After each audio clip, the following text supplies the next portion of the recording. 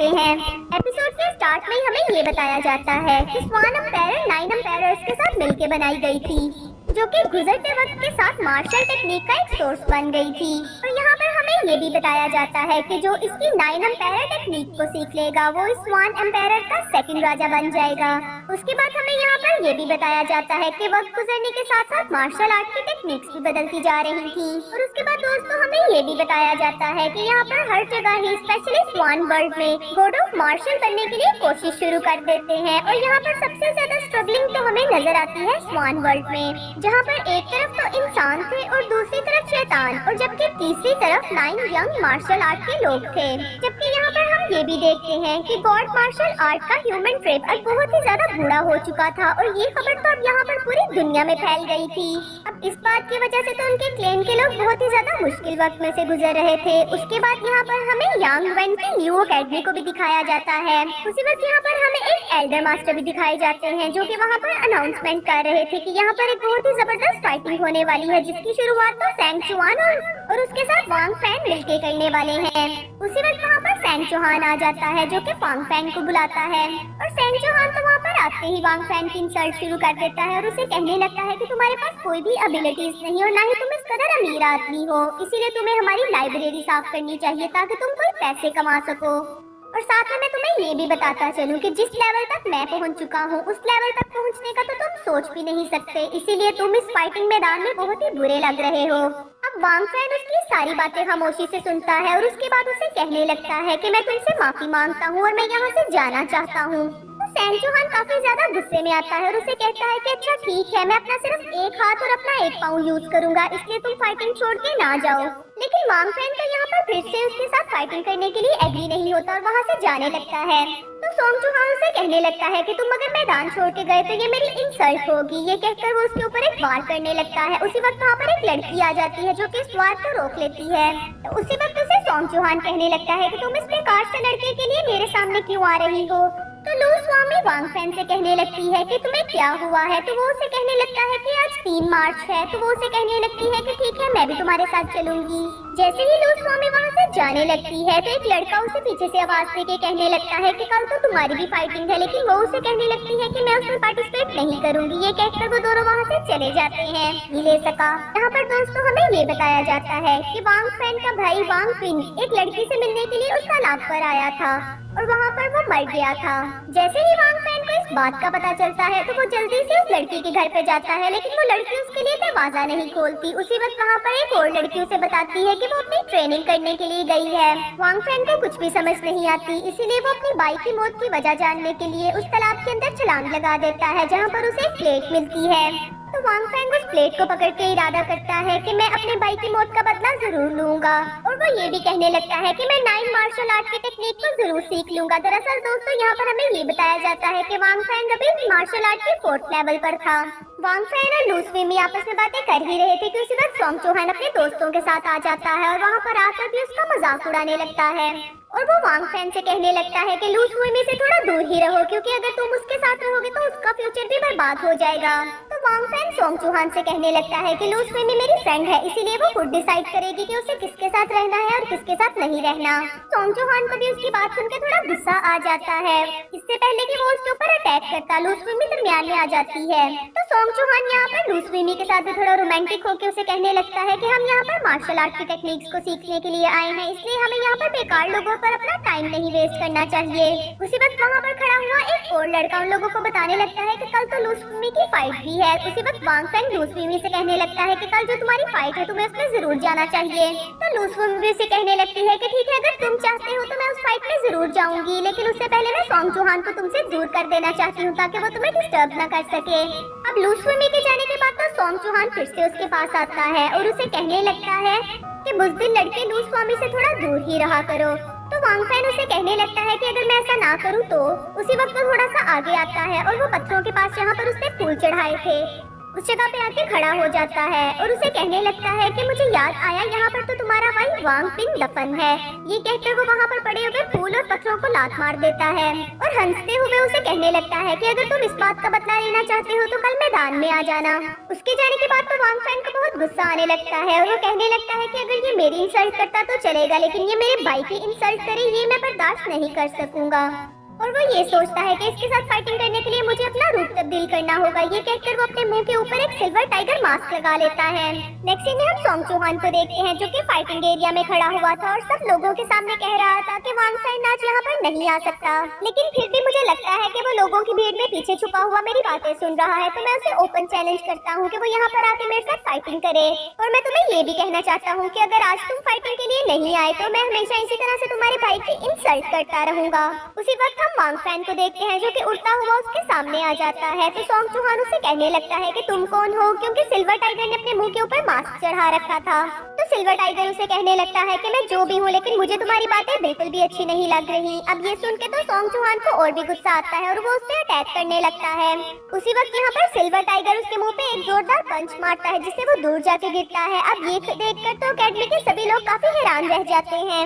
उसी वक्त वहाँ पर खड़ी हुई दो लड़कियां आपस में बात करने लगती हैं कि ये हमारी अकेडमी का लगता है, लेकिन हम इसे नहीं जानते क्योंकि इसने हमारी अकेडमी का यूनिफॉर्म पहन रखा है। तो दूसरी लड़की उसे बताने लगती है हमारी अकेडमी ह्यूमन रेस की नंबर 1 अकेडमी है, इसलिए यहाँ पर कहाँ से लोग आते हैं वो दाओ मास्टर्स भी इस बात के बारे में नहीं जानते। उसके बाद वो लड़की दूसरी लड़की के थोड़ा पास होके उसे कहने लगती है कि मुझे लगता है कि जिस तरह ये सैंग चौहान को मार रहा है ये उसको नहीं छोड़ेगा।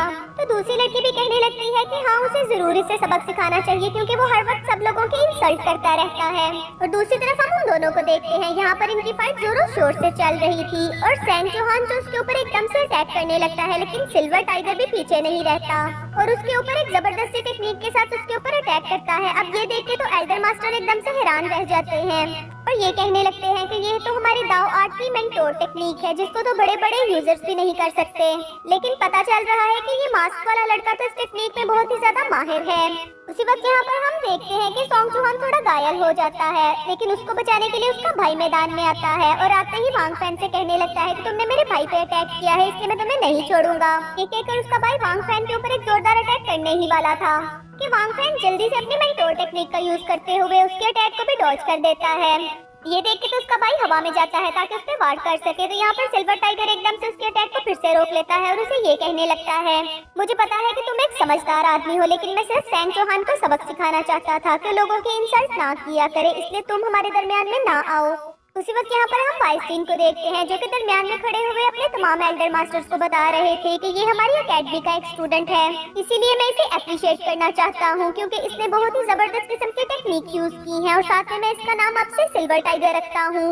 उसके बाद वांग फैन उस फाइट में से चला जाता है और दोबारा फिर से आकर उसी पाउंड पे बैठ जाता है जहाँ पर उसके भाई की मौत हुई थी और अपना मास्क उतार देता है। रात के टाइम वो जैसे ही अपनी अकेडमी वापस आता है तो सब लोग वहाँ पर सिल्वर टाइगर के बारे में ही बात कर रहे थे। उसी वक्त उसके सामने लू स्वामी आ जाती है और उसे बताने लगती है कि मैंने कंपटीशन को विन कर लिया है और अपना टॉप 10 में आ चुकी हूँ। उसके बाद उसे कहने लगती है कि कल तुम मेरी फाइट देखने के लिए जरूर आना। ये कहकर उसे बाय बोलती है और वहाँ से चली जाती है। उसके बाद सिल्वर टाइगर अपने रूम में आता है और कल्टीवेशन करना स्टार्ट कर देता है। उसी वक्त उसका दोस्त रीशाओ वहाँ पर आ जाता है और उसे सिल्वर टाइगर के बारे में बताने लगता है और वो उसे ये भी बताने लगता है कि सिल्वर टाइगर ने आज बहुत ही जबरदस्त किस्म की फाइट की थी, वो एक बहुत ही जबरदस्त किस्म का फाइटर है। तो वांग फैन यहाँ पर थोड़ा घबरा जाता है कि कहीं इसे मेरी हकीकत के बारे में पता तो नहीं चल गया। तो वांग फैन अपने दोस्त से कहने लगता है कि क्या तुम सिल्वर टाइगर को जानते हो, क्या है वो कौन लड़का है। तो वो उसे कहने लगता है कि मुझे लगता है कि वो कोई सोंग फैमिली का दुश्मन है, इसी वजह से तो उसने उन दोनों भाइयों को बहुत ज्यादा पीटा और उन दोनों की पिटाई करने के बाद वो मैदान से एकदम गायब हो गया। वो एक हमारी अकेडमी का लड़का था जिसने अपने मुंह के ऊपर मास्क लगा रखा था। तो जीशा उसे ये भी कहने लगता है कि मैंने उसका पीछा करने की कोशिश की लेकिन वो मेरे हाथ ही नहीं आया। मुझे तो लगता है कि वो कोई टीचर है जिसके पास बहुत ही ज्यादा हिडन टेक्निक्स मौजूद है। तो वांग फैन उसे कहने लगता है कि आखिर तुम कैसे कह सकते हो कि वो सोंग फैमिली का दुश्मन है। और वो उसे ये भी बताने लगता है कि सोंग फैमिली के फादर सोंग हेलन ने एक इनाम रख दिया है कि जो भी कोई सिल्वर टाइगर को पकड़ के लेके आएगा वो उससे बहुत ही जबरदस्त मैजिकल पिल्स देंगे। इसीलिए हमारे क्लैन के लोग अब बहुत ही ज्यादा केयरफुल हो गए हैं कि उन्हें कहीं पे भी सिल्वर टाइगर नजर आया तो उसको पकड़ लेंगे।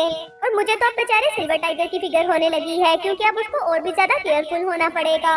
तो जीशाओ फिर उसे ये कहने लगता है कि अच्छा चलो ठीक है, अब तुम अपना काम करो और मैं बाहर जा रहा हूँ ताकि मैं सिल्वर टाइगर को ढूंढ सकूं। नेक्स्ट सीन में हम सिल्वर टाइगर को देखते हैं जो कि अपने रूम की सफाई कर रहा था। उसी वक्त वहाँ पर लू स्वामी आती है और उसे कहने लगती है कि तुम आज मेरी फाइट देखने क्यों नहीं आए। इसी वजह से तो आज की ये फाइट मैं हार चुकी हूँ, लेकिन अभी मुझे और भी कुछ टेक्निक सीखनी है, क्या तुम मेरे साथ प्रैक्टिस के लिए चलोगे? तो वांग फैन उसे रिफ्यूज कर देता है और उसे कहता है कि तुम अभी फाइटिंग करके आई हो, इसलिए तुम्हें रेस्ट करना चाहिए, लेकिन वो उसे फोर्स करती है और उसे लेके वहाँ से चली जाती है। अब जैसे ही वो दोनों बाहर आ जाते हैं तो यहाँ पर वांग फैन लू स्वामी को कुछ टेक्निक सिखाता है।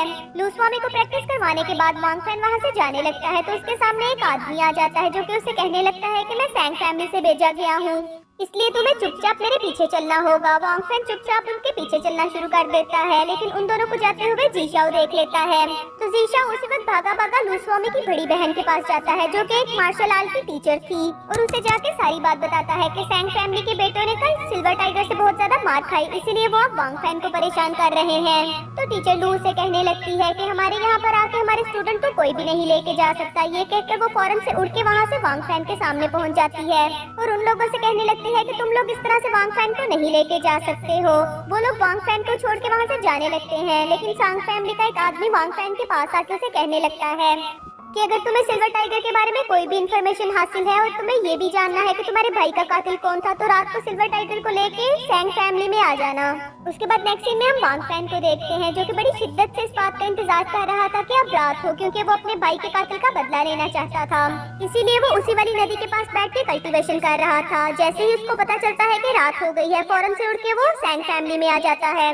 और यहाँ पर सैंग फैमिली तो पहले ही उसके इस्तकबाल के लिए तैयार थी। जैसे ही वो वहाँ पर आता है तो सैंग होलन अपने दोनों बेटों के साथ वहाँ पर मौजूद थे, और जैसे ही सिल्वर टाइगर को देखते हैं तो उसे कहने लगते हैं कि क्या तुम वांग फैन को जानते हो? तो वांग फैन उन्हें कहने लगता है कि मुझे लगता है कि तुम सिल्वर टाइगर को इसलिए बुला रहे थे ताकि तुम अपने बेटों का बदला ले सको। इससे पहले कि वो कुछ और बोल पाता तो सैंग चौहान फौरन से आगे आता है और उसे कहने लगता है कि आज तो मैं तुम्हें यहाँ से नहीं जाने दूंगा। सैंग चौहान जैसे ही फाइटिंग के लिए आगे आने लगता है तो उसका एक सैनिक फौरन से आगे आ जाता है और उसे कहने लगता है कि बॉस, मेरे होते हुए आप इनके साथ फाइटिंग नहीं कर सकते।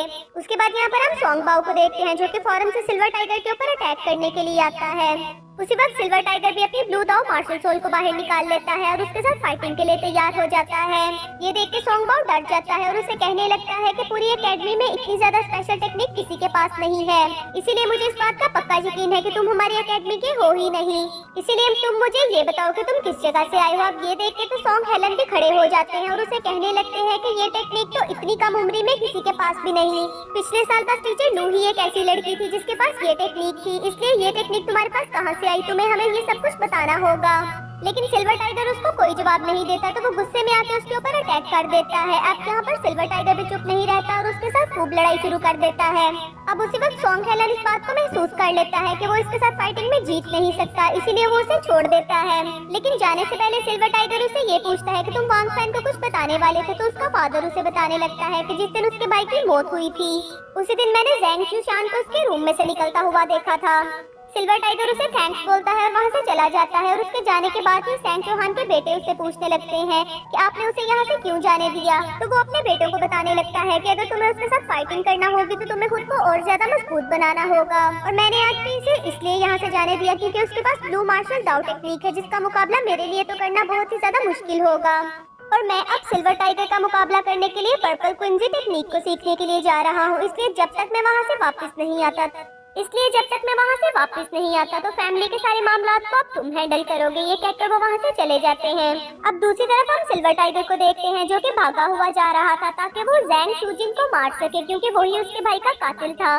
क्योंकि उसे ये बात भी याद आती है कि ज़ैंग शूजिन ही वो आदमी है जो उसके भाई की गर्लफ्रेंड को पसंद करता था। लेकिन वो ये देखता है कि रात बहुत ज्यादा हो गई है, इसलिए वो कहता है कि मैं उसको मारने के लिए सुबह जाऊंगा। जैसे ही वो अपनी अकेडमी में वापस आता है कि ज़ैंग शूजिन को किसी ने मार दिया है और उसकी लाश ऊपर 5th फ्लोर पे पड़ी हुई है।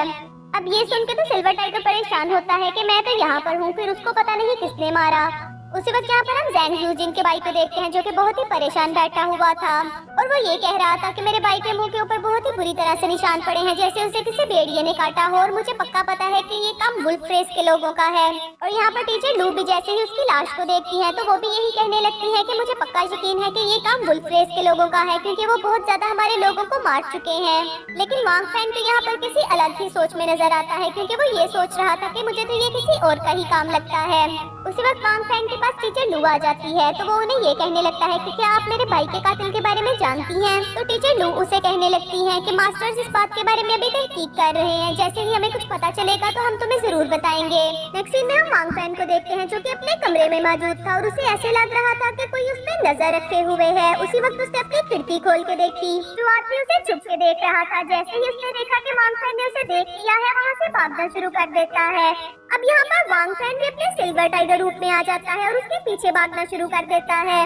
तो वो आदमी उसे अपने पास आने का इशारा करता है और भागते भागते वो उसे एक जगह पर ले आता है। और यहाँ पर सिल्वर टाइगर के सामने ही वो देखते देखते एक वुल्फ की शक्ल इख्तियार कर जाता है। तो फिर यहाँ पर सिल्वर टाइगर को इस बात का पता चलता है कि वो आदमी वुल्फ रेस से है। जैसे ही सिल्वर टाइगर उसे वुल्फ बना हुआ देखता है तो सिल्वर टाइगर फौरन से उसके ऊपर एक अटैक करता है, जिससे वो भेड़िया इजीली बच जाता है। उसके बाद फिर से हम सिल्वर टाइगर को देखते हैं जो कि अपनी बहुत ज्यादा स्पेयर्स निकाल लेता है और वो स्पेयर्स की मदद से वो उसके ऊपर अपनी शॉट्स की बरसात शुरू कर देता है। अब इस अटैक की वजह से तो वो वुल्फ पूरी तरह घायल हो जाता है और सिल्वर किंग से कहने लगता है कि मुझे मार दो। लेकिन सिल्वर टाइगर उसे कहने लगता है कि सबसे पहले मुझे ये बताओ कि यांग को किसने मारा, लेकिन वो उसे कुछ भी नहीं बताता और उसी वक्त वो वहाँ पर मर जाता है। उसी वक्त सिल्वर टाइगर खड़ा होकर वहाँ पर ये सोचने लगता है कि अपने भाई के कातिल का पता तो मैं लगवा कर ही रहूंगा। अगली सुबह हम अकेडमी में उस भेड़िए की लाश पड़ी हुई देखते हैं, जिसके ऊपर सिल्वर टाइगर किंग ने कुछ लिखा होता है जो कि एल्डर मास्टर्स के लिए एक मैसेज था। तो मास्टर डीन ये देखते हुए टीचर लू से कहने लगते हैं कि मुझे अपने स्टूडेंट के ऊपर बहुत ही ज्यादा प्राउड फील हो रहा है, क्योंकि उसने वुल्फ को भी मार दिया है। इस बात का मतलब तो ये हुआ कि सिल्वर टाइगर तुमसे भी ज्यादा पावरफुल है, इसीलिए सभी क्लैन के लोगों में ये मैसेज फॉरवर्ड कर दो कि सिल्वर टाइगर किंग बहुत ही ज्यादा पावरफुल है और उसी ने ही वुल्फ को मारा है। अब उन दोनों की बातें तो वहाँ पर वांग फैन खड़ा हुआ भी सुन रहा था। नेक्स्ट सीन में हम एक एल्डर मास्टर को देखते हैं जो कि अपने एक कंपेनियन से कह रहे थे कि जब तुमने वांग फैन के भाई को मारा था तो क्या तुम्हें किसी ने देखा तो नहीं था? तो वो उसे कहने लगता है कि मास्टर मुझे किसी ने भी नहीं देखा था। तो वो उसे कहने लगता है कि हमें सिल्वर टाइगर किंग को भी अब अपने रास्ते से हटाना होगा, वरना हमारी बहुत सालों की मेहनत जाया हो जाएगी। नेक्स्ट सीन में हम वांग फैन को देखते हैं जो कि लाइब्रेरी में बुक साफ कर रहा था। उसी वक्त वहाँ पर लू स्विमी आती है और उसे कहती है कि तुम्हें मास्टर डीन बुला रहे हैं और वो उसका हाथ पकड़ के उसे वहाँ से लेके जाने लगती है। उसी वक्त उनके रास्ते में टीचर लू आ जाती है और टीचर लू स्विमी से कहती है कि तुम मेरे साथ चलो, जबकि वो वांग फैन से कहती है कि तुम अंदर मास्टर के पास जाओ। जैसे ही वो मास्टर डीन के पास आता है तो मास्टर डीन उसे कहने लगते हैं कि मैं सिल्वर टाइगर से बहुत ही ज्यादा इम्प्रेस हूँ और मैं उसे अपना पर्सनल डिसाइपल बनाना चाहता हूँ। और उसने बहुत ही ज्यादा कम उम्र में बहुत बड़ी बड़ी टेक्निक्स को सीख लिया है, जो सीखना हर एक के लिए बहुत ही ज्यादा नामुमकिन होता है। फिर वो उसे अपने स्पेयर देते हैं और साथ में एक पिल भी देते हैं और कहने लगते हैं कि जब तुम सिल्वर टाइगर से मिलोगे तो ये चीजें उसे दे देना। सिल्वर टाइगर उनसे वो पिल्स और वो वेपन ले लेता है। उसके बाद वो जैसे ही बाहर आने लगता है तो उसे लू स्विमी मिलती है। लू स्विमी उसे अपनी बहन के बारे में बताती है जो कि 10 दिन के लिए प्रैक्टिस करने के लिए वहाँ से बाहर जा रही थी। वांग फैन जैसे ही अपने रूम में आता है तो उस पिल को खा लेता है और अपने आप को बहुत ही ज्यादा पावरफुल महसूस करने लगता है।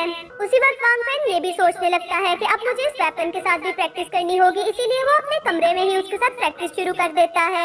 नेक्स्ट सीन में वांग फैन जैसे ही अपनी अकेडमी पर पहुँचता है तो वहाँ पर उसे बोर्ड के ऊपर एक नोटिस लगा नजर आता है जिसमें व्हाइट वुल्फ का एक आदमी जिसका नाम क्वान लैंग था वो सिल्वर टाइगर किंग को अपने साथ लड़ने के लिए बोलता है और कहता है 3 दिन के बाद ये फाइट होगी। तो यहाँ पर वांग फैन ये सोचने लगता है कि ये आदमी मुझे अच्छी तरह से जानता है। जैसे ही वो आगे जाता है तो उसे अपना दोस्त गायल नजर आता है। उसी वक्त वो जीशाओ के पास जाता है और उसे पूछने लगता है कि तुम्हें क्या हुआ। तो वो उसे बताता है कि मुझे क्वान फैन ने मारा है। अब यहाँ पर वांग फैन को ये बात सुन के बहुत ही ज्यादा गुस्सा आने लगता है और वो फौरन से सिल्वर टाइगर बन के वहाँ से चला जाता है ताकि वो क्वान लोंग को मार सके। जैसे ही वो व्हाइट वुल्फ क्लैन में आता है तो सामने ही उसे क्वान लोंग बैठा हुआ मिल जाता है और वो उसे कहने लगता है कि सिल्वर टाइगर आज तो मैं तुम्हें मार कर ही रहूंगा, क्योंकि यहाँ पर मैंने तुम्हें खुद ही बुलाया है। मैं इस बात को बहुत अच्छी तरह से जानता था कि तुम वांग फैन के दोस्त हो, इसीलिए मैंने वांग फैन के दोस्त को किसी से मरवाया है ताकि जीशाओ ये बात वांग फैन को बताए। और जैसे ही वांग फैन ये बात सिल्वर टाइगर को बताए तो वो मुझे मारने के लिए यहाँ पर पहुँच जाए। वो दोनों आपस में बातें कर ही रहे थे कि उसी वक्त वहाँ पर एक लड़की आती है जिसके हाथ में एक बड़ी सी शॉट होती है और उसका मुंह कपड़े से ढका हुआ था। और उसी वक्त वहाँ पर एक और आदमी आता है जो अपना नाम त्यानमिन बताता है। उसी वक्त वहाँ पर एक डीमन क्लैन का आदमी भी आ जाता है जो कि अपना नाम हू फैंग बताता है। अब सिल्वर टाइगर जैसे ही इन सब लोगों को देखता है तो कहता है कि इन लोगों का मतलब मुझे मारना नहीं बल्कि इसके पीछे तो कोई और ही राज छुपा है। उसी वक्त सिल्वर टाइगर यहाँ पर अपनी स्पेयर पावर्स को निकालता है और उन सबके ऊपर एक ही झटके में बहुत ज्यादा शॉट्स के साथ हमला कर देता है, जिसकी वजह से तो वो सब लोग बारी बारी घायल होके गिरना शुरू हो जाते हैं। और एंड पर बारी आती है उस लड़की की। जैसे ही सिल्वर टाइगर उसके ऊपर अपनी स्पेयर से हमला करता है तो उसका नकाब उसके मुंह से हट जाता है। वो लड़की और कोई नहीं बल्कि लू स्वामी की बहन लू टीचर थी। अब ये देखता हुआ तो यहाँ पर वांग फैन भी बहुत ही ज्यादा शॉक्ड रह जाता है। जैसे ही वांग फैन टीचर लू को देखता है तो वो उन्हें ठीक से पहचान नहीं पाता, तो इसीलिए वो उस लड़की के ऊपर अटैक करने के लिए आगे जाता है। लेकिन वो जैसे ही आगे बढ़ने लगता है उसी वक्त मास्टर डीन वहाँ पर आ जाते हैं और उसे स्टॉप कर देते हैं। अब जैसे ही वो लोग भी देखते हैं कि यहाँ पर मास्टर डीन आ गए हैं तो वो सब लोग वहाँ से भाग जाते हैं। और मास्टर डीन सिल्वर टाइगर को रोकते हुए उसे कहने लगते हैं कि सिल्वर टाइगर हमें इनके साथ अभी फाइटिंग नहीं करनी चाहिए, क्योंकि ये सब लोग तो डीमन क्लैन के लोग हैं और अगर हम लोग इनके साथ फाइटिंग करेंगे तो यहाँ पर तो एक ग्रेट वॉर शुरू हो जाएगी, इसलिए अभी हमें रुके रहना चाहिए। ये कहकर वो वहाँ से चले जाते हैं, जबकि सिल्वर टाइगर तो वहाँ पर ही खड़ा रहता है और मुसलसल उस लड़की के बारे में सोच रहा था कि उसकी शक्ल मुझे जानी पहचानी लग रही है। नेक्स्ट सीन में हम वांग फैन को देखते हैं जो कि एकेडमी में खड़ा हुआ था। उसी वक्त उसके पास एक एल्डर मास्टर आते हैं। जैसे ही वो एल्डर मास्टर वांग फैन के पास आता है तो उसे बताने लगता है कि मैं टाइगर डीमन की पावर्स देख के बहुत ज्यादा इम्प्रेस हो गया हूँ और मैं उससे थोड़ा घबरा भी गया हूँ, इसीलिए आज मैं तुम्हें एक हकीकत बताना चाहता हूँ कि तुम्हारे भाई वांग पिन को मैंने ही मारा था। तो वांग फैन को उसकी बात सुन के बहुत गुस्सा आने लगता है, तो वो उसे कहने लगता है कि तुमने ऐसा क्यों किया। तो वो उसे ये बताने लगता है दरअसल वो मेरे रास्ते में आने की कोशिश कर रहा था और वो मेरी बेटी के साथ मिलकर ब्लड फॉक्स लाइन को हासिल करने की कोशिश कर रहा था। और जैसे ही मैंने तुम्हारे भाई को मारने की कोशिश की तो ये कत्ल करते हुए तो मुझे वहाँ पर ज़्वांगशिन ने भी देख लिया, इसीलिए मैंने एक भेड़िए की मदद से ज़्वांगशिन को भी मरवा दिया। लेकिन मैं सिल्वर टाइगर की पावर से बहुत ज्यादा इम्प्रेस हुआ हूँ, इसीलिए क्या तुम मुझे बता सकते हो कि सिल्वर टाइगर असल में कौन है। उसी वक्त मास्टर डीन भी वहाँ पर आ जाते हैं। अब वो मास्टर डीन को देख के थोड़ा सा घबरा जाता है, तो मास्टर डीन उसे कहने लगते हैं कि तुम इतने दिन से नजर नहीं आ रहे थे, आखिर तुम कहाँ पर थे। उसी वक्त वहाँ पर जनरल मास्टर आ जाते हैं और कहने लगते हैं कि मैं बताता हूँ कि असल में ये कहाँ पर था, क्योंकि ये डीमन क्लेन का ही एक आदमी है, तो इसीलिए ही यहाँ पर हमारी जासूसी करने आया है। ये कहकर जनरल मास्टर उसके ऊपर एक अटैक करते हैं और उसे दूर गिरा देते हैं और वांग फैन से कहने लगते हैं कि ये तलवार पकड़ो और तुम इसका कत्ल कर सकते हो और अपने भाई का बदला ले सकते हो। वांग फैन उसे नहीं मारता, तो वो उसे कहने लगते हैं कि ठीक है, हम इसे जेल में बंद कर देंगे ताकि इसे कड़ी से कड़ी सजा मिल सके। उसके बाद वो उसे अपने साथ ले जाते हैं। अब दूसरी तरफ हम डीमन क्लैन के यंग मास्टर को देखते हैं जो कि इस बात की वजह से कि उनका जासूस पकड़ा गया है काफी ज्यादा परेशान नजर आ रहे थे। अब यहाँ पर जनरल मास्टर को देखते हैं जो कि वांग फैन से कहने लगते हैं कि मैं जानता हूँ कि सिल्वर टाइगर किंग और कोई नहीं बस तुम ही हो और मैं तुम्हें काफी देर से ऑब्जर्व कर रहा हूँ और मैंने अपनी पावर्स के जरिए भी इस बात को जाना है कि सिल्वर टाइगर किंग तुम ही हो, क्योंकि तुम ही वो लड़के हो जिसने इतनी छोटी उम्र में ब्लू मार्शल दाओ सोल की पावर्स को हासिल कर लिया हुआ है। और तुम्हारे अलावा 3 और लोग थे, जिसमें से एक मेरा अपना बेटा था जिसने ब्लू मार्शल दाओ सोल हासिल कर ली हुई थी और इसके अलावा वो गोल्डन मार्शल दाओ सोल भी हासिल करना चाहता था, लेकिन इससे पहले कि वो ये हासिल कर पाता वो मारा गया और बाकी 2 लोग भी इसी जिद्दोजहद में मारे गए। लेकिन मैं अपने आप को उन लोगों की मौत का कसूरवार समझता हूँ, इसलिए अब मैं दोबारा कोई गलती नहीं करना चाहता। इसीलिए तुम्हें सेव करने के लिए सबसे पहले मैं 3 काम करना चाहता हूँ कि सबसे पहले मैं तुम्हारे साथ तुम्हारे होमलैंड जाना चाहता हूँ ताकि मैं तुम्हारी फैमिली को विजिट कर सकूँ। दूसरे नंबर पर मैं तुम्हारे लिए एक न्यू सिल्वर टाइगर मास्क बनाना चाहता हूँ ताकि तुम्हें कोई पहचान न सके।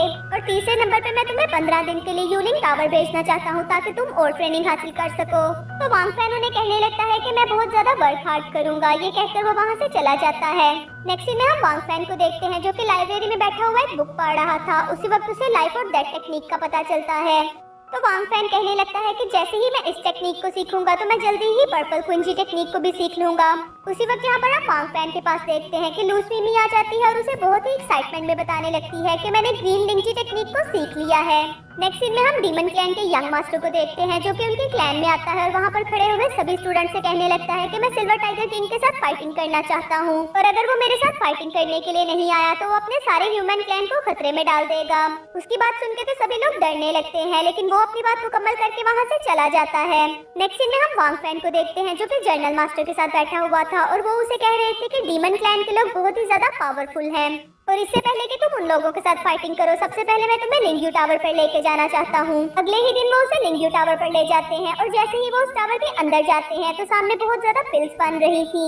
तो यहाँ पर एल्डर जैंग उसे ये भी कहने लगते हैं कि अगर इन मैजिकल पिल्स का बहुत ज्यादा इस्तेमाल कर लिया जाए तो ये हमारे लिए खतरे का बायस बन सकती हैं और तुम इन पिल्स का इस्तेमाल करके पर्पल कुंजी टेक्निक को भी हासिल कर सकते हो और साथ ही साथ तुम गोल्डन मार्शल दाओ आर्ट भी सीख लोगे।